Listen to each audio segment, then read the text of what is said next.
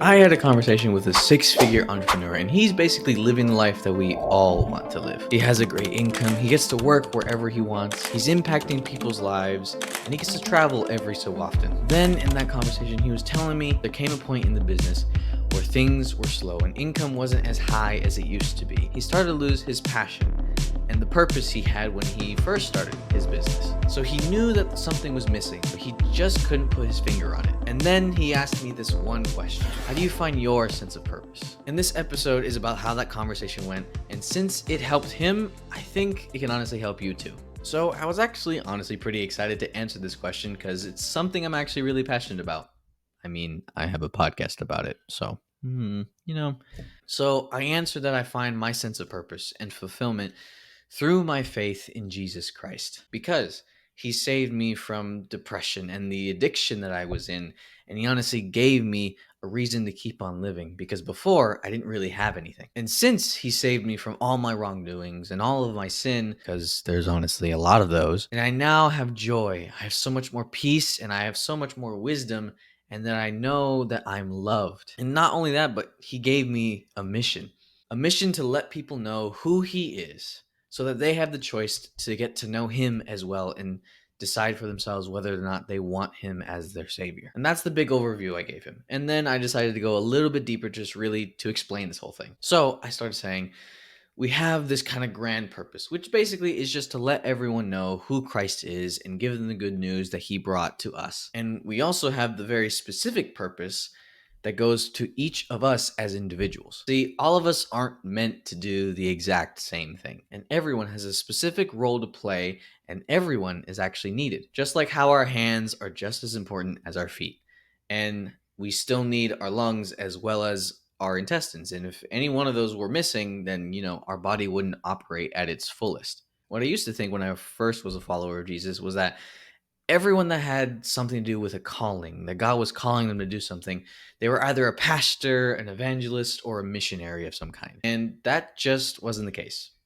Because if all followers of Jesus and everyone was only called to be missionaries, pastors, and evangelists, then who would be the business owners? Who would be the politicians? Who would be the school teacher or even the parent who will then share the good news with people who a pastor or even a missionary could never really reach? And after diving into this for a while, and I've read so many books about it, there was honestly a common theme that I saw between all of those things about our purpose, and that it comes from 5 different things that we are naturally pretty much born with and that come along with our lives. You can think of it like this. See, the interesting thing about everything that has been, made by people is that a lot of times it kind of looks like what it's made to do. So, for instance, like a spoon, it looks like it's supposed to scoop things, right?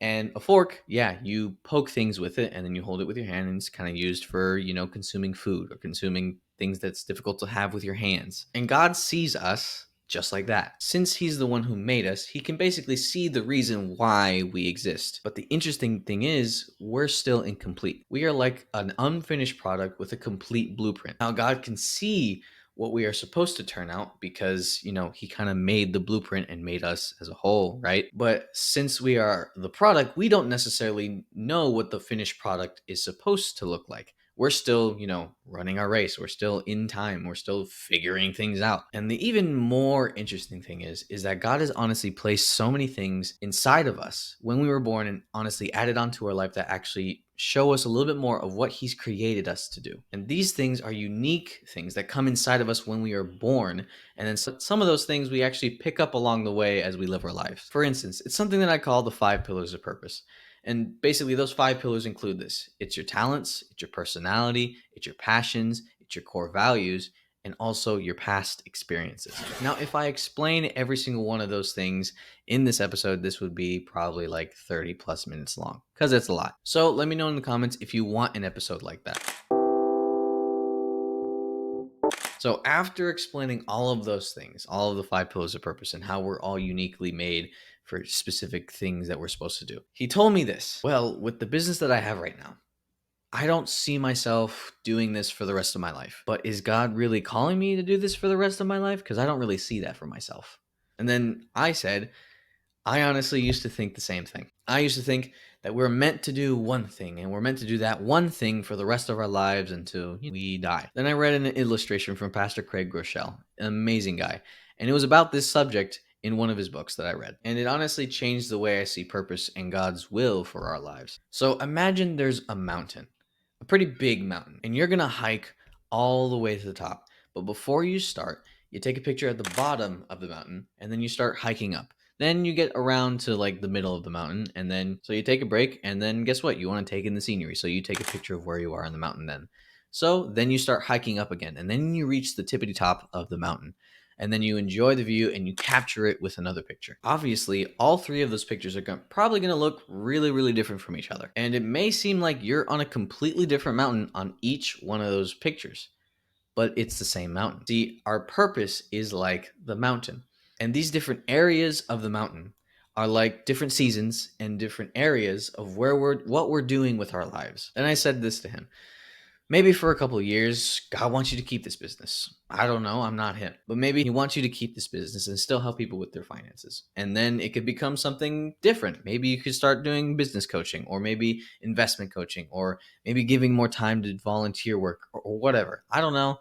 I'm not God. But in these different seasons, things start to change. But the main thing that I'm saying is this: your whole purpose isn't just for one thing to do for the rest of your life, but it's for many different things that you're going to do at different times in your life.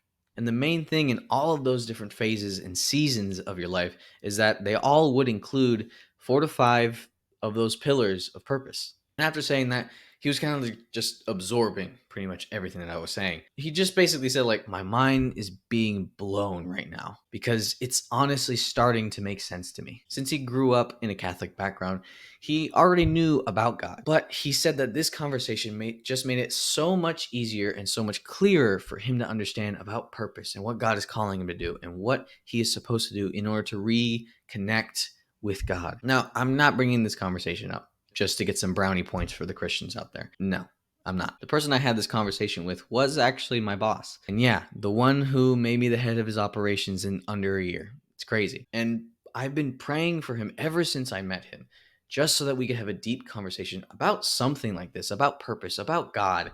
And 8 months later, after I met him, I was finally able to have that. And it wasn't because I was shoving Jesus down his throat.